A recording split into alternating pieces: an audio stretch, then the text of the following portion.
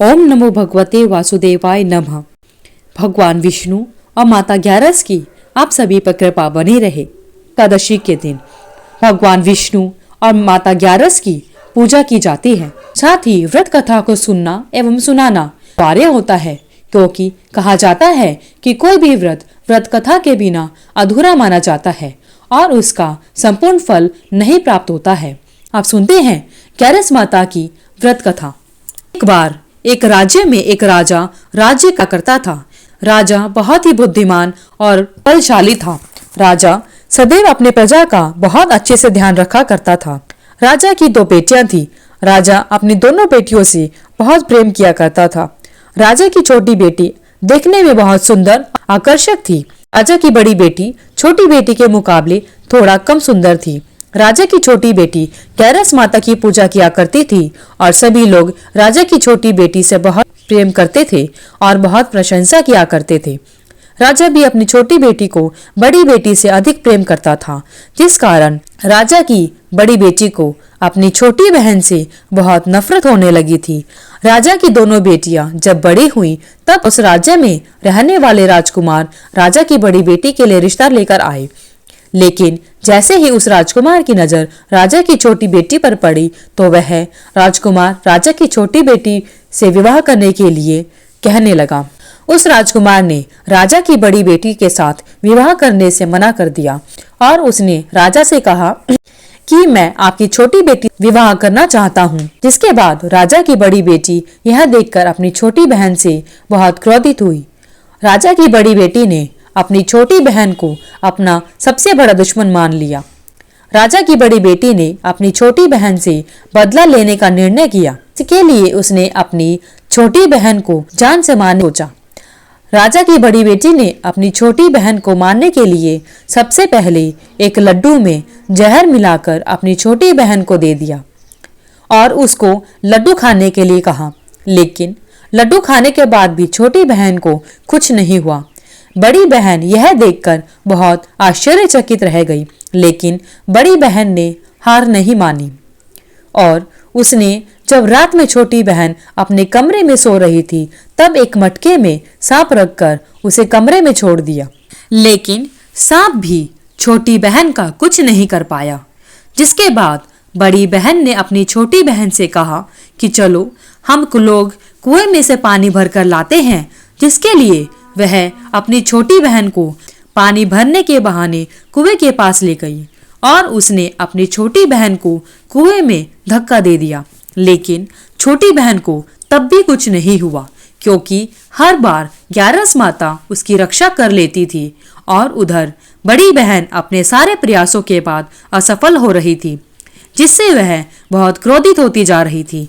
फिर उसने अपनी छोटी बहन के पास जाकर उससे खुद ही पूछा कि मेरी छोटी बहन, तुमको पता है भगवान ने सबकी मृत्यु एक निश्चित समय पर लिखी हुई है और कैसे तुम्हारी मृत्यु होगी, क्या यह तुम जानती हो? तब छोटी बहन ने अपनी बड़ी बहन को बताया कि हाँ, मैं तो जानती हूँ मेरी मृत्यु कैसे होगी। छोटी बहन से यह सुनकर बड़ी बहन मन ही मन बहुत प्रसन्न होने लगी और उसने अपनी छोटी बहन से कहा कि तुम मुझे अपनी मृत्यु का राज बताओ। छोटी बहन ने अपनी बड़ी बहन से कहा कि मेरी मृत्यु तो एक तोते में है। जिस तोते के गले में एक हार है उससे मेरी मृत्यु होगी।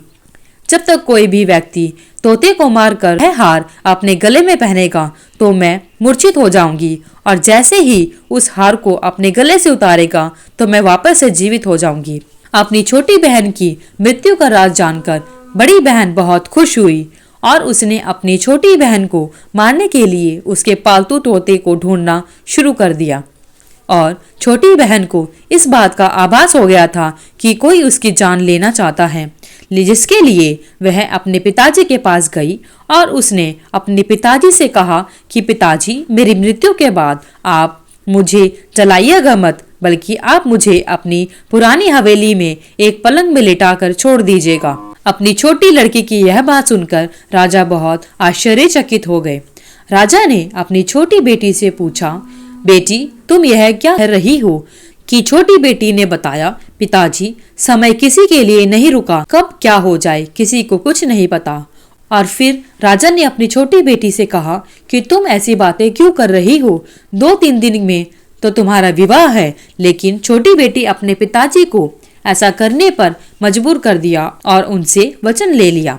राजा ने भी अपनी छोटी बेटी की बात स्वीकार कर ली और 2-3 दिनों के बाद जब शादी का समय आया तब राजकुमार बारात लेकर राजा के घर आया और राजकुमार और राजा की छोटी बेटी का विवाह शुरू हो गया। जैसे ही राजा की छोटी बेटी राजकुमार के साथ फेरे लेना करती है तो उसकी बड़ी बहन अपनी छोटी बहन के कमरे में जाकर उसके तोते को पकड़ लेती है और उसको जान से मार देती है। तोते के गले में जो हार था उसको अपने गले में धारण कर लेती है। जैसे ही बड़ी बहन उस हार को अपने गले में धारण करती है तो उधर छोटी बहन 3.5 ही फेरे ले पाती है और वहीं पर बेहोश होकर गिर जाती है। जिसके बाद राजा ने बड़े हकीमों को बुलाया और अपनी छोटी बेटी का इलाज करने के लिए कहा। राजा की बात सुनकर वैद्य छोटी बेटी को जब देखा तो राजा को बताया कि आपकी छोटी बेटी ना तो जीवित है और ना ही मरी हुई है। यह तो मैं पहली बार देख रहा हूँ। राजा ने वैद्य और हकीम को बात बाहर बताने से मना कर दिया और उनको कहा कि अगर तुमने यह बात किसी को बाहर बताई तो हम तुम्हें फांसी दे देंगे। राजा ने अपनी छोटी बेटी को पुराने महल में जाकर एक पलंग पर लेटा दिया और वहां पर कुछ सैनिकों को तैनात कर दिया। वापस अपने महल पर आ गया। राजा की बड़ी बेटी अपने पिताजी के पास आई और कहने लगी, पिताजी, अगर यह शादी संपन्न नहीं हुई तो क्या होगा? आप कहें तो मैं आपकी इज्जत बचाने के लिए राजकुमार से शादी करने के लिए तैयार हूँ। जिसके बाद राजा ने अपनी बड़ी बेटी की बात मान ली और राजा ने बड़ी बेटी को उसकी छोटी बेटी के कपड़े पहनाकर मंडप पर भेज दिया। लेकिन राजकुमार यह जान गया कि राजा की छोटी बेटी नहीं है बल्कि यह राजा की बड़ी बेटी है। लेकिन जब राजकुमार ने शादी करने से मना किया तो सभी लोगों ने राजकुमार को विवश करके राजा की बड़ी बेटी से बचे हुए फेरों को संपन्न करा दिया। जिसके बाद राजकुमार राजा की बड़ी बेटी को अपने महल ले गया। राजकुमार राजा की बड़ी बेटी से ना तो बात करता था और ना ही उसको पसंद किया करता था और ना ही उसके आसपास भटकता था। और राजकुमार ने यह फैसला लिया कि वह राजा की छोटी बेटी को ढूंढ कर रहेगा और यह जानकर रहेगा कि उसके साथ क्या हुआ है। एक दिन राजकुमार अपने घोड़े पर सवार होकर राजा के पुराने महल के पास पहुंच गया, जहां पर उसने सैनिकों को देखा। महल के पास पहुंचकर राजकुमार ने जब महल को ध्यान से देखा तो वह समझ गया कि यह तो हमारे ससुर जी का महल है। तब राजकुमार ने सैनिकों से पूछा, तुम लोग यहाँ क्या कर रहे हो? इस महल के अंदर उस पलंग में कौन लेटा है? जिसके बाद सैनिकों ने बताया कि यहाँ पर राजा की छोटी बेटी है। यह सुनकर राजकुमार बहुत प्रसन्न हो गया और वह तुरंत उस लड़की के पास पहुंच गया और उसकी सेवा करने लगा। जैसे ही रात हुई तो राजा की छोटी बेटी उठकर खड़ी हो गई। राजकुमार यह देखकर बहुत खुश हो गया और उसने अपनी प्रेमिका से पूछा कि तुम यहाँ क्या कर रही हो? तुम मेरे साथ मेरे घर चलो। राजा की छोटी बेटी ने राजकुमार को सारी बातें बता दी कि मेरी जान एक तोते में बसी थी और मैंने यह बात सिर्फ अपनी बड़ी बहन को बताई थी और मुझे पता है कि उसने ही मुझे मारने का प्रयास किया है। उसके पास एक हार है जिसको वह सुबह पहन लेती है और रात को उतार देती है। जब तक वह हार पहने रहती है तब तक मैं मूर्छित रहती हूँ और जैसे ही वह उस हार को उतार देती है तो मैं जीवित हो जाती हूँ। और जब तक मेरी बड़ी बहन के पास वह हार है तब तक मैं ऐसे ही जीवित और मूर्छित होती रहूंगी। अगर मेरी बड़ी बहन के पास जो हार है वह मेरे हाथ में लग जाए तो मैं हमेशा के लिए जीवित हो जाऊंगी।